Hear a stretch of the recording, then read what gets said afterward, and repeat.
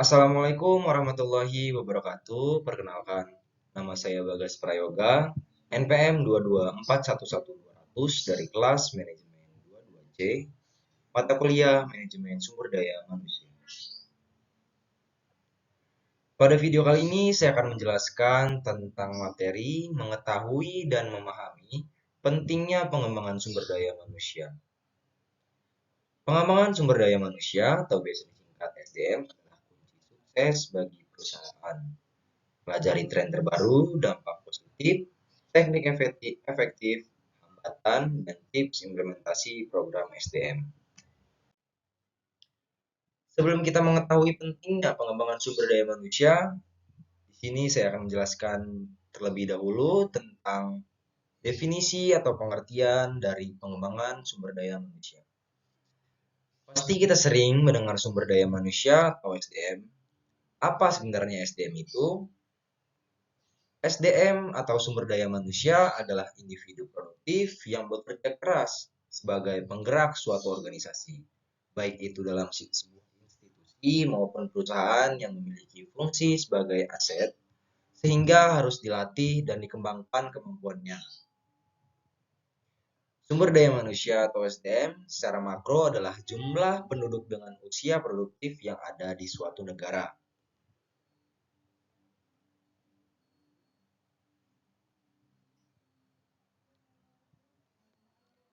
Kemudian SDM meliputi daya pikir dan daya fisik yang dimiliki setiap individu atau manusia.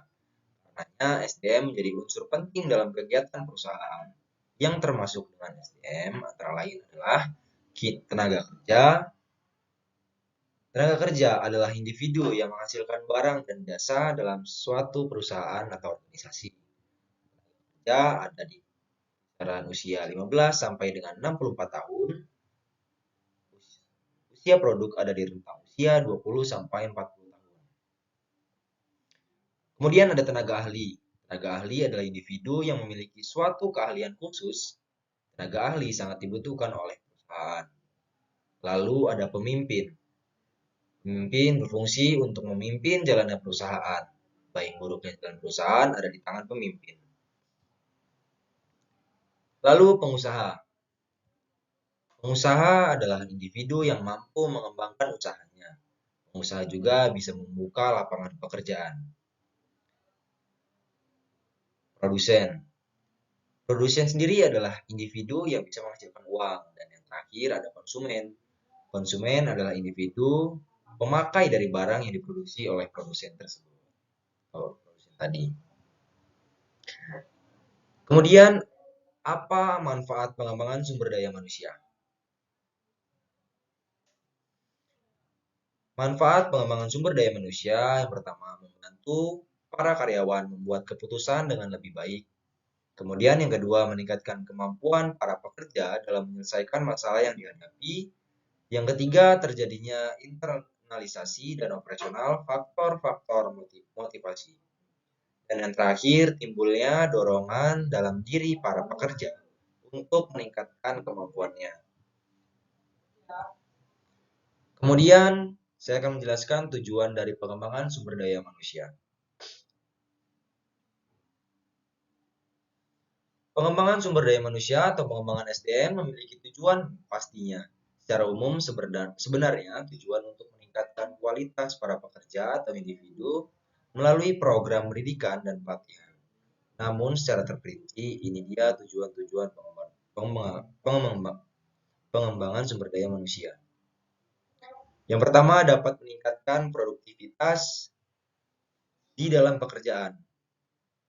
Produktivitas yang baik menjadi hal yang diperlukan oleh setiap perusahaan.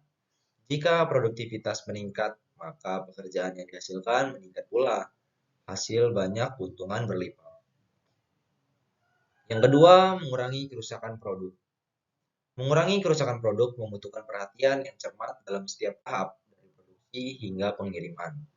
Dengan fokus pada kualitas, pengemasan yang tepat, penanganan yang hati-hati dan umpan balik dari pelanggan, serta perusahaan dapat mengurangi risiko kerusakan produk dan meningkatkan kepuasan pelanggan. Kemudian yang ketiga, Tujuan pengembangan SDM adalah memastikan semua berjalan dengan efisien. Jika karyawan mengerjakan tugas secara tidak efisien, maka akan berimbas pada efektivitas waktu.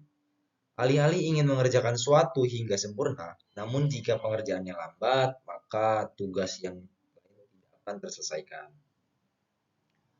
Oleh karena itu, SDM melatih karyawan untuk mengerjakan tugasnya dengan terampil, baik, dan efisien.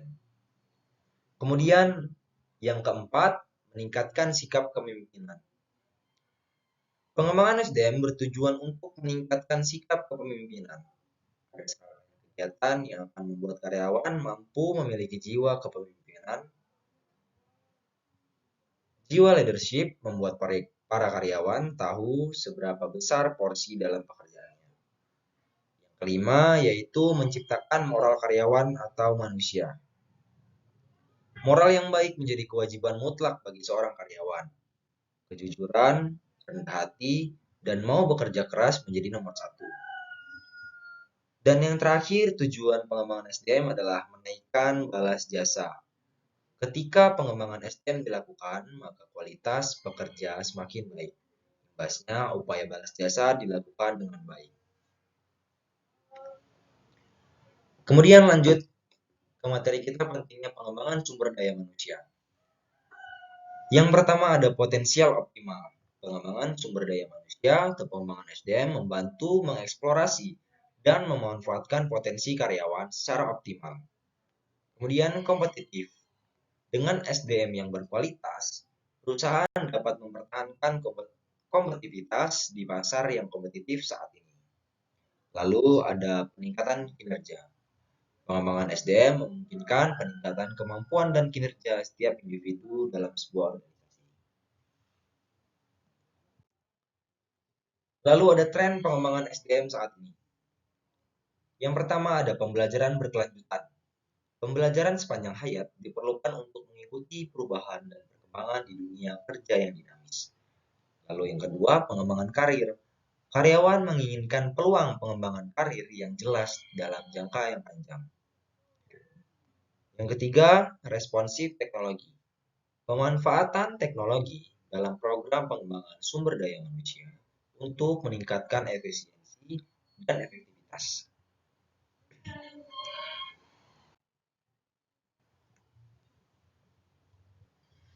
Kemudian ada dampak positif pengembangan sumber daya manusia terhadap perusahaan. Ada 3 dampak positifnya. Yang pertama adalah kolaborasi tim yang lebih baik. Maksudnya di sini adalah pengembangan sumber daya manusia memperkuat hubungan dan kolaborasi antar anggota tim secara efektif. Kemudian kepuasan karyawan yang tinggi.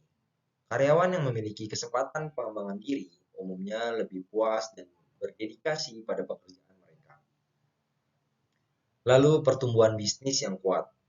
Sumber daya manusia yang berkualitas menjadi aset pentingnya dalam mencapai pertumbuhan bisnis yang berkelanjutan.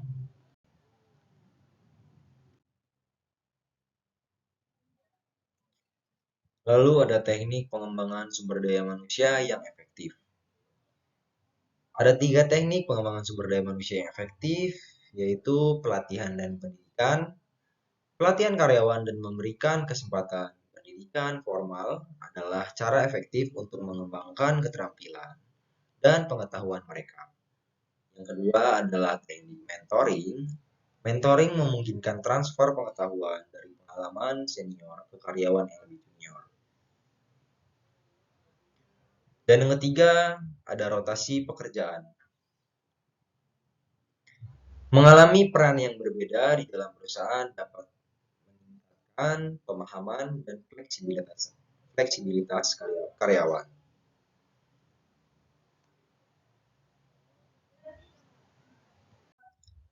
Lalu selanjutnya ada hambatan dalam pengembangan sumber daya manusia. Yang pertama, kurangnya anggaran. Yang kedua, tingkat pemahaman yang rendah dan perubahan budaya organisasi. Kurangnya anggaran adalah tantangan anggaran dalam menginvestasikan sumber daya yang cukup untuk program pengembangan sumber daya manusia. Yang kedua, tingkat pemahaman yang rendah. Kurangnya pemahaman tentang pentingnya pengembangan SDM dan manfaat jangka panjangnya. Dan yang terakhir, perubahan budaya organisasi. kesulitan mengubah budaya dan norma organisasi yang lebih tertutup dan resisten terhadap perubahan. Memilih program pengembangan sumber daya yang tepat. Perluas jaringan yang pertama. Pilih program yang memungkinkan karyawan untuk memperluas jaringan dan belajar dari orang-orang berpengalaman di industri.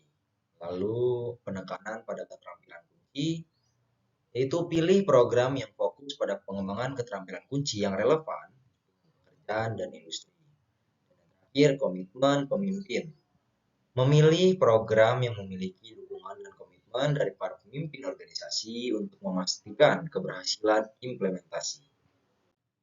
Lalu di sini ada tips untuk implementasikan program pengembangan sumber daya manusia. Yang pertama, sesuaikan dengan tujuan perusahaan. Pastikan program pengembangan SDM sesuai dengan visi, misi, dan tujuan jangka panjang dari perusahaan. Yang kedua, libatkan karyawan dalam merencanakan dan mengimplementasikan program untuk meningkatkan partisipasi dan keberhasilan. Yang ketiga, mitigasi resiko. Identifikasi dan mitigasi potensi risiko atau hambatan yang mungkin terjadi selama implementasi program. Baik, sekian penjelasan dari video saya. Saya akhiri. Wassalamualaikum warahmatullahi wabarakatuh.